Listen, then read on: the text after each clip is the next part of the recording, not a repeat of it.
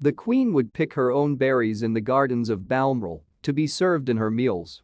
Here we use your sign up to provide content in ways you've consented to and to improve our understanding of you. This may include adverts from us and third parties based on our understanding. You can unsubscribe at any time. More info when you think of the types of food celebrities and the royals tuck into, the likes of caviar, venison, and foie gras come to mind. But it turns out the monarch herself has some pretty wallet-friendly and, dare we say, normal tastes when it comes to her meals. Former royal chef Darren McGrady revealed to Site Coffee Friend, Queen Elizabeth is actually pretty frugal when it comes to food. He said, "The one thing you can say about the Queen is that she is very frugal. It was one of the things that really surprised me. When I moved from the Savoy to Buckingham Palace I thought every day would be smoked salmon, foie gras, caviar, but no. The Queen is very frugal, and it's simple and plain foods. That comes from her early years of growing up during the war."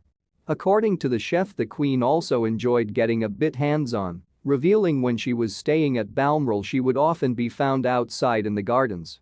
He said, "At Balmoral, the Queen would go and pick berries from the gardens, bring them back to the kitchen, and we'd serve some for dinner in the evening, and I'd get to make jams and jellies that would last all for the year." Darren also shared what the Queen's favorite meal is, and unsurprisingly it's a British classic.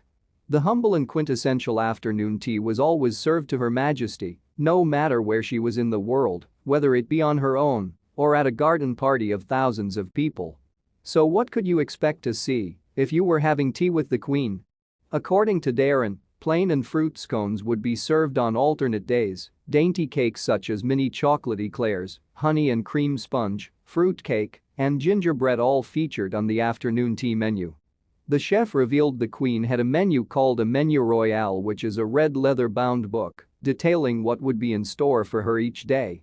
He told Coffee Friend, "When you opened it up, the top left corner would be lunch, the bottom left corner would be afternoon tea, and the whole page on the right was dinner."